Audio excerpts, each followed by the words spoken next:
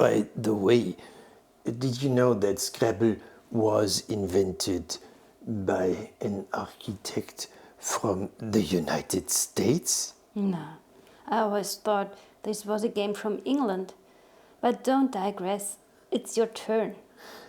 Scrabble was invented by Alfred Moschebatz in 1938. Okay, he probably played too much with building blocks with letters on them in his early childhood. But now do it. It's interesting how architecture and language come together here. Oh, I think I have something.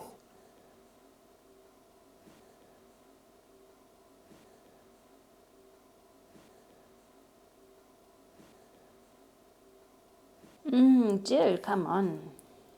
Why?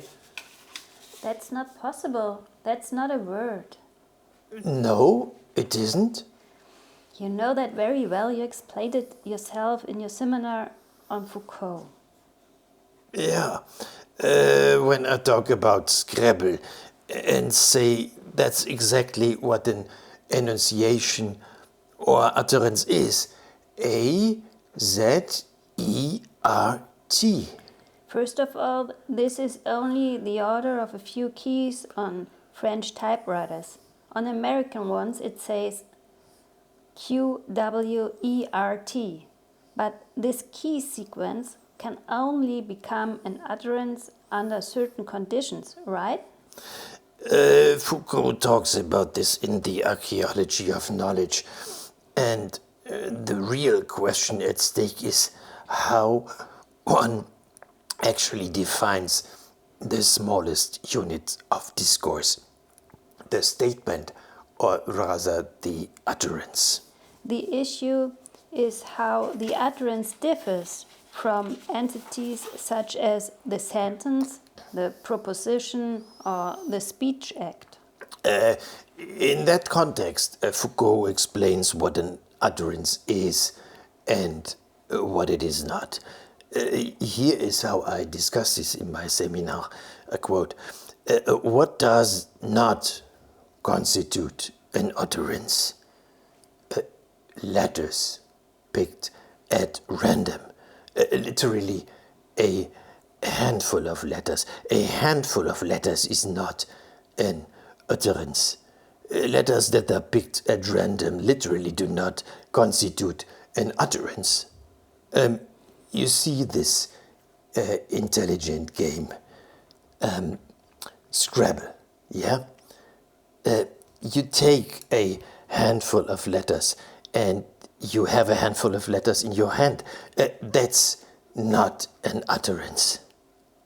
However, if you copy the letters that you drew at random down on a sheet of paper, that is an utterance.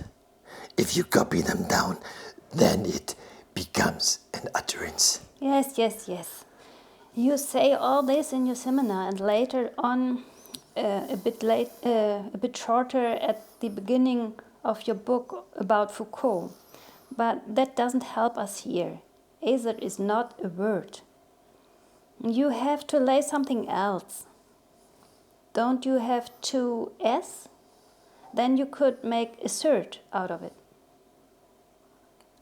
Well, if assert is not a word, it still can be an utterance. Foucault says exactly this. At first he states, the keyboard of a typewriter is not an utterance.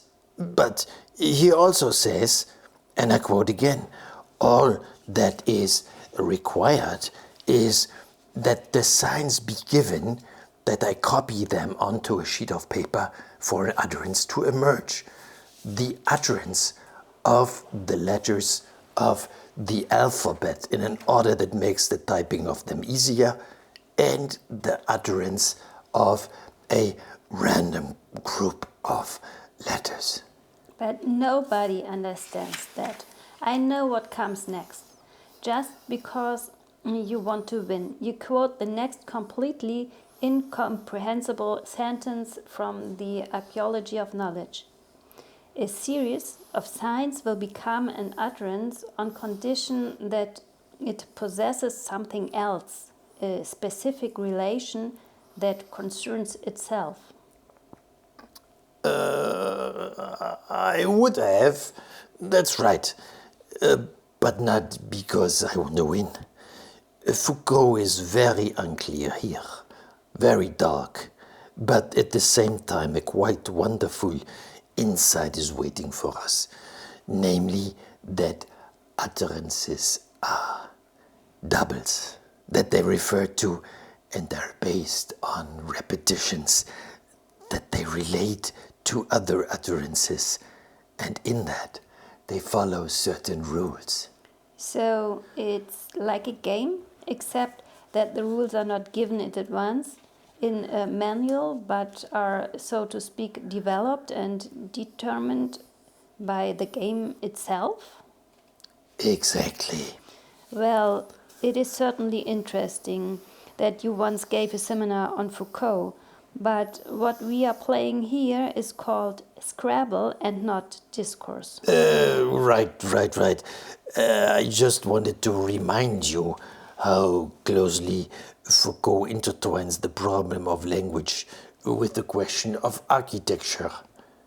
The utterances constitute something like the building blocks of the discourse, and the discourses then lead to specific apparatuses or dispositifs, even entire architectures. Scrabble somehow brings it all together, the articulable and the visible. But you still lost. Wait, I have a V here, so I can avert my defeat for the time being. Then at the next utterance.